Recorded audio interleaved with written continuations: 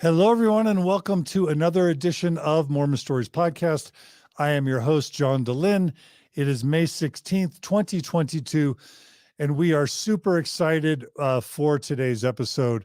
A dear friend of mine and someone who has appeared on Mormon Stories in the past several times, Anthony Miller, is going to be joining us today. Anthony you'll be hearing his story in his TED Talk. We'll also be having him here on the episode. But if I can just share what Anthony means to me, I first remember meeting Anthony at a Sunstone workshop, Faith Crisis workshop that I held. I think we decided that the year was 2016, so this would have been a year after I was excommunicated. I think Gina Colvin and Thomas McConkie were there in the workshop, and this wonderful, thoughtful, slightly scared, tremoring, baldish kind of, but also redheaded man came to my workshop, and I was immediately struck with how thoughtful he was, with how kind he was, and it was so great to have him as part of the workshop. And from there, I have just seen Anthony become kind of a real force and a real presence within Mormonism. He became a mentor to so many people in Faith Crisis. He ended up joining the A Thoughtful Faith Facebook group. He may have even joined that from before, which now I think is called Waters of Mormon. But eventually, I think Lindsey Hansen Park even recruited him to kind of do onboarding kind of training sessions for Mormons who are fresh in Faith Crisis. That's not to mention how many people he's individually mentored in their Mormon Faith Crisis over the years. And he's blogged a lot, and he's been on several Mormon Stories podcast episodes. He's been on Bill Reel's Mormon Discussions podcast several times, if I'm recalling correctly.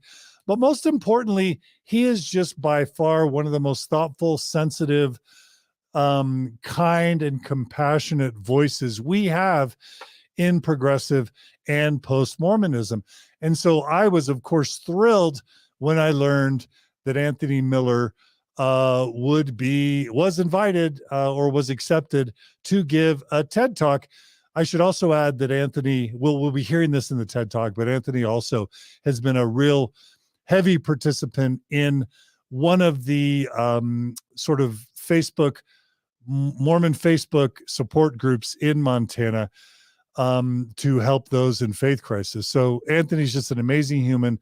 And I'm so honored that he allowed us here on Mormon Stories podcast today to kind of provide the global premiere of his TEDx talk, which, was just released a few days ago. But we're honored, Anthony, to have you back on Mormon Stories and to premiere your TEDx talk. So welcome, good brother.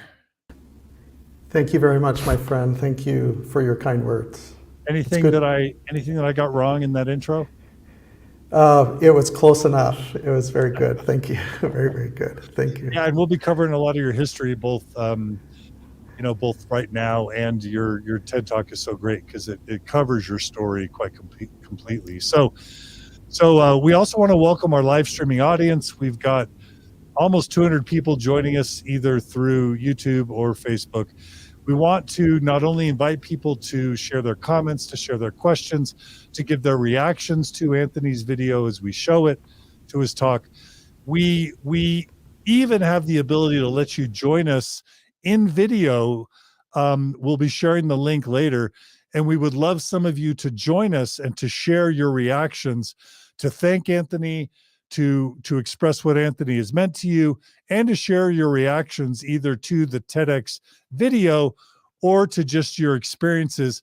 And we invite you to share, what your experiences have been going through your faith crisis, to whatever extent they resonate with what Anthony shares as well. So Anthony, to begin, what do you want to say about you and your life, and what led to this TED Talk, that doesn't take thunder away from the actual story which you tell during the TED Talk. We don't want to be repetitive. But what do you want to tell our viewers and listeners who are just experiencing you for the first time about you or about what led to this TED Talk? Well, about 6 years ago is when I went through my existential faith and identity crisis. I talk about it in my TED Talk. I talk about it in my MormonStories interview that you're linking it's about 3 years ago that we recorded that. I've regularly been a supporter of TEDx Billings when it's happened in Billings. It happened several years ago. A couple of years ago, they decided they were going to do it again, and I was invited to submit a proposal to participate and give a talk. And the organizers asked me, what could you talk about? And I said, well, I can talk about entrepreneurship and building businesses and working with teams. I'm a financial advisor. I've done that for 3 decades. I can talk about financial behavior. I can talk about those kinds of things. I can talk about life skills that have been important to me. Things like how to overcome perfectionism or deal with perfectionism as a natural tendency. And I said, the other thing I could talk about is I went through an existential faith and identity crisis about 6 years ago. Well, then it was less than 6 years ago because this was before COVID. And I said, I went through it and I developed and created a support group that I co-lead now that's an important part of our community. And they said, that's what we want you to talk about because our theme for TEDx Billings has to do with supporting and building our community. And we think that would be perfect because everyone goes through different kinds of existential stretching or crises at different times during their life, but we think you should talk about that. So initially I approached writing my talk from more of maybe an academic or a lecture type basis. And the realization that I came to is that wasn't going to have the effect that I needed to have or that I wanted to have it have. So the TEDx Billings got delayed because of COVID, so it wasn't going to happen until a couple months ago on March 5th. And in February, so less than 2 months before my TEDx talk, I completely rewrote it. I solicited some feedback from active members, inactive members, former members of the church, and decided that I was going to take people on my journey through my faith transition. And I completely rewrote it, and that's what we're going to watch today. To a certain extent, I relived some of the trauma of my faith crisis on stage in front of people, and that was difficult. But I feel pretty good about what I did, even though I was more emotional than I wanted to be. In any event, that's the story behind it. Well, Margie and I think that the emotion is part of what makes this video so special and so powerful. And I'm sure that our viewers and listeners are going to agree. We'll save that commentary for afterwards. Anything else, Anthony, you want us to know about this TED Talk before we just dive in and listen to it and watch it? Yeah, I mean, one thing that I would let you know is in Billings, Montana, only about 5% of the population are members of the LDS Church, and a smaller percentage of that then are active.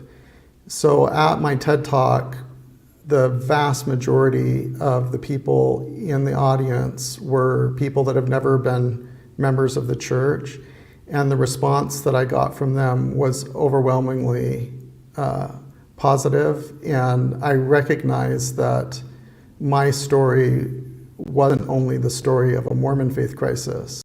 There's one other thing that I would mention, and I think the viewers will notice this, is that in my talk, I only use the word Mormon in the first sentence.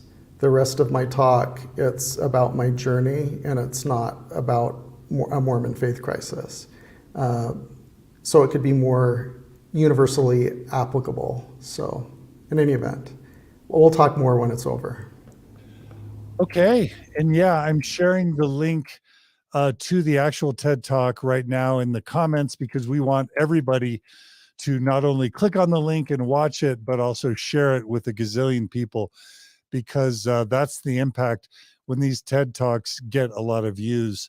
There's kind of this compound effect where it gets shared more and more the more people share it. So please don't just watch it here on Mormon Stories. Click on it, watch it again, and then most importantly, share it with everyone that you can. I'm also going to be including right now in the comments the link to the StreamYard session because we would love, after we show the actual video, to have some live reactions to people giving us your thoughts and your comments. And you can join us. Make sure and enable your audio and your video when you join StreamYard, and we'll possibly include you in this show, kind of like a radio call-in talk show. All right, Anthony. So without any further ado, should we show your TEDx talk from the Billings TEDx? All right, we got that thumbs up. Here it is. Absolutely. Thanks. Here's Anthony's TEDx talk, and it's called Thriving and Building Community After a Faith Crisis by Anthony Miller of TEDx Billings. All right, here we go, everybody.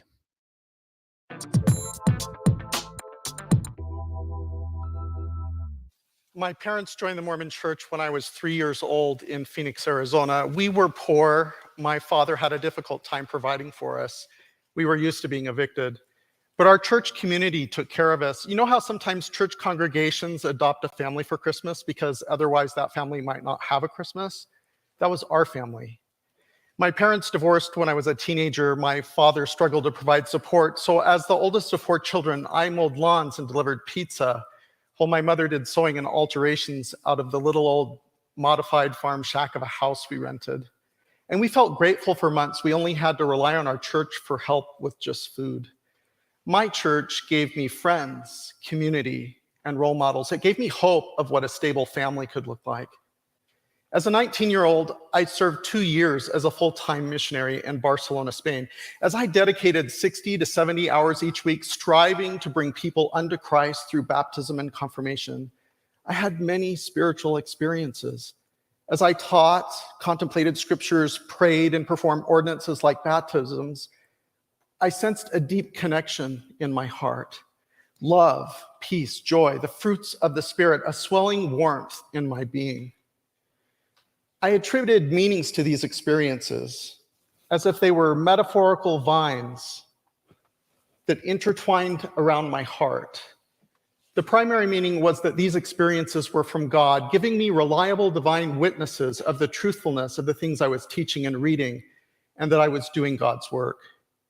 Approaching the end of my mission, I found myself in a deep internal struggle. I needed to know for sure whether the offering of my mission was acceptable to God. So I fasted and I prayed for several days, pleading in prayer for an answer. One evening, I found myself sitting on a couch in a small, humble apartment living room of a family we had recently taught and baptized, where I felt like I received my sacred answer from God. The mother of the family asked me to read her journal entry of the day of her baptism, and as I read it, I felt a softening in my chest, a warmth in my heart. Tears streamed down my face as almost audible words came to me that for me, the purpose of this life is to live with gratitude for the opportunity to participate in the lives of others, and that whether or not my mission was an acceptable offering was the wrong question because that was about me instead of about God and others. Our ministering presence to this humble family in their time of spiritual need, once strangers, but now holding hands as brothers and sisters in Christ, amplified that gratitude in my being. With this experience, I intertwined and interlayered additional vines and layers of meaning around my heart, that my church was true, that I was the child of a God who loved me, and I knew my place in the universe. For the following 3 decades of my life, I had many experiences like these. For example, as a Sunday school teacher, in preparing my lessons, I prayed to God that I might be an instrument in His hands to touch the lives of my class members. On Sundays, with a prayer in my heart, I greeted those class members as they entered the room, and I often felt led by God in the things that I taught. Many times, members approached me after class to express that they really needed specific things that were part of that day's discussion, sometimes even as answers to their prayers. I experienced a constant positive feedback loop of these kinds of experiences, and also serendipitous experiences that happened during my life, for which I continually intertwined and interlayered additional vines and layers of meaning. Nonetheless, the primary meaning I attributed was that these spiritual experiences represented reliable divine witnesses of the truthfulness of my church and its teachings. Now, I should say that over the years, I encountered many things that challenged my testimony and triggered dissonance for me.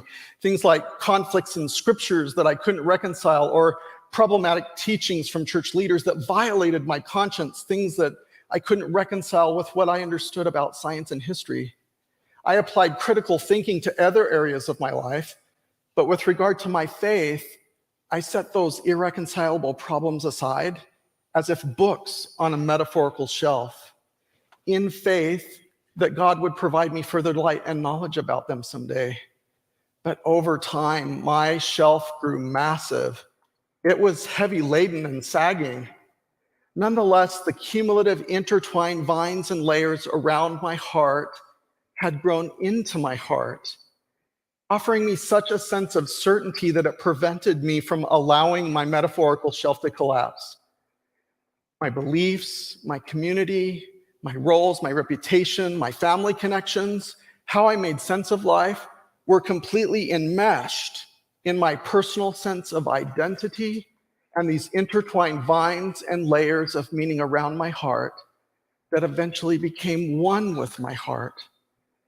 Then 6 years ago, our 22-year-old son came out to us as gay.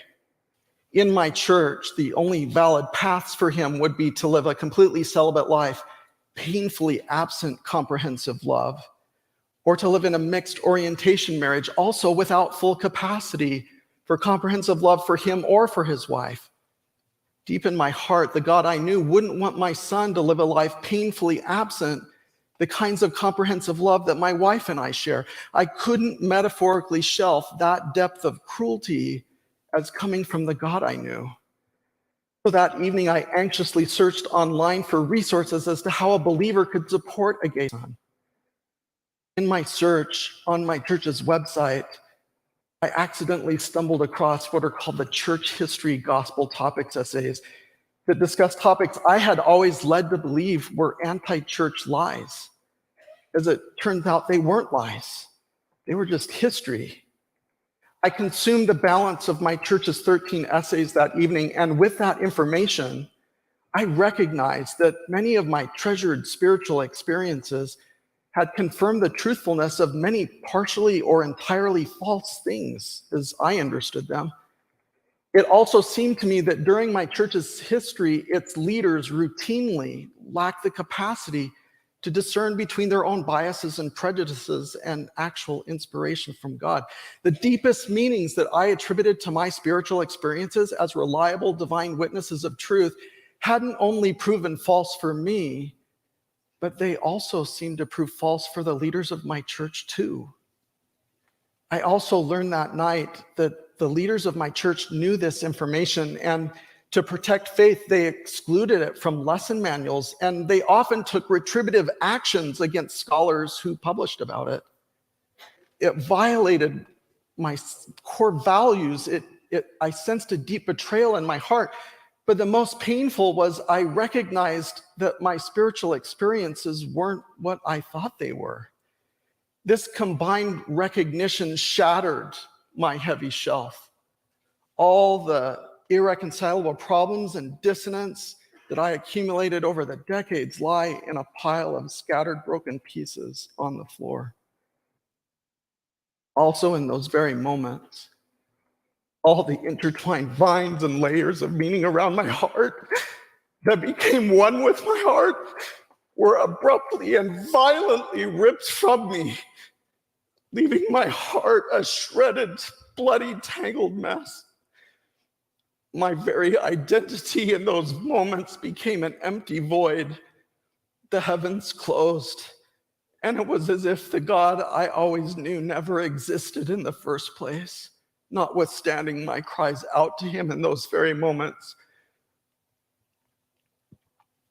I later learned that what I experienced that night is often referred to as the dark night of the soul.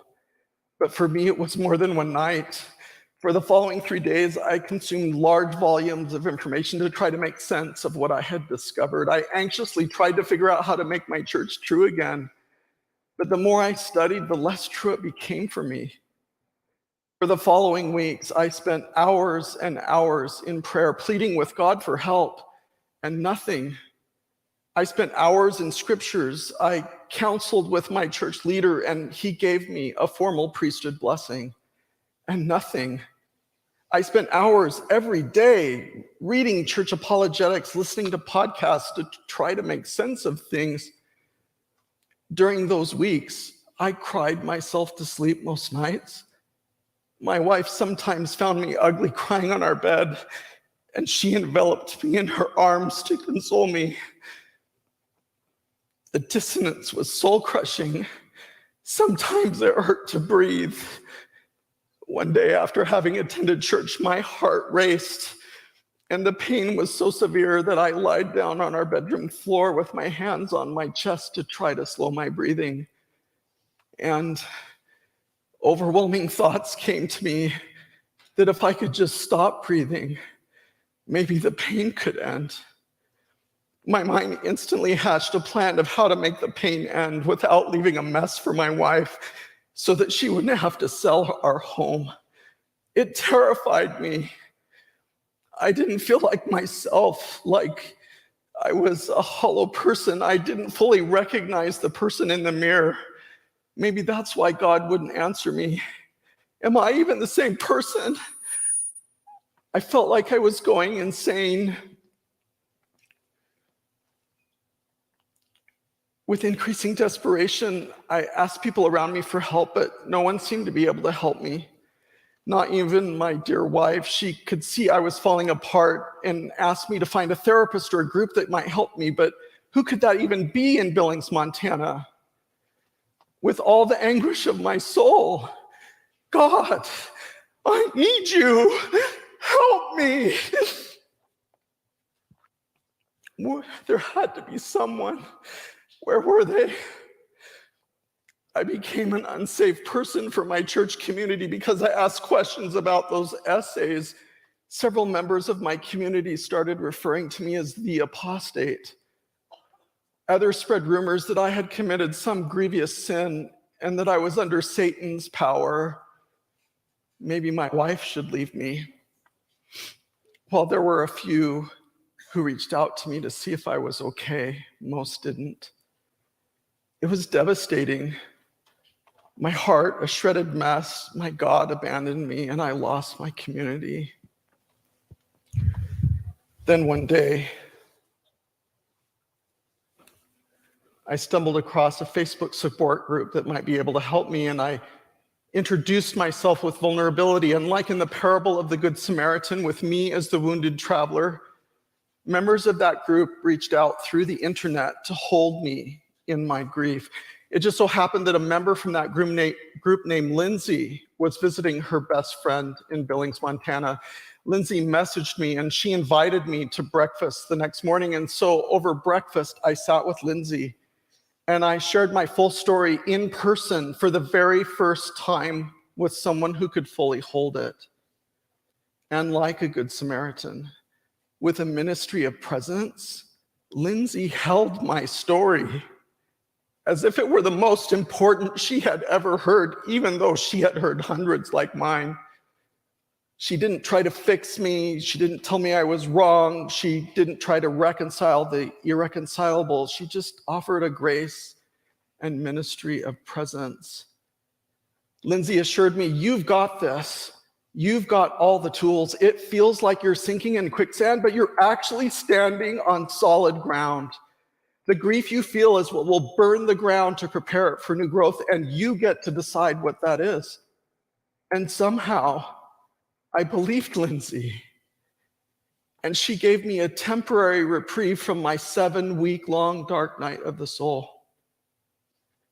I later learned that Brene Brown refers to what Lindsey did as the ministry of presence, or holding the hand of a stranger. I didn't know this at that time. All I knew is that what I experienced with Lindsey that morning is something that needed to exist in the world. And whatever it was, not only did I need more of it, I needed to be a part of it. What Lindsey did hinted ever so slightly at that moment of grace from my mission, that answer, that gratitude, the holding hands. About a month after I met with Lindsey, I drove to Salt Lake City to attend a dinner with members of that Facebook group where she found me. At that dinner, I asked my new friend, Jera Lee, will I feel it again? Will I feel God again? She said, I don't know, Anthony. Everyone's journey is different, but regardless, we are here for you. The next day, I attended a faith crisis support workshop, and for the balance of the week, I attended a symposium, going to every session I could related to things I had been experiencing. And I found people just like me. And I found more of that ministering presence, strangers who held my hand, and they held me in their arms, just like Lindsey did. And things began to shift inside of me as my heart began to heal from the trauma. And I began to feel that transcendent connection and grace in my being once more. But it was too triggering to call it God. So I didn't intertwine any vines or layers of meaning to it. I drove home from that week completely out of my 3-month-long dark night of the soul. I wished that my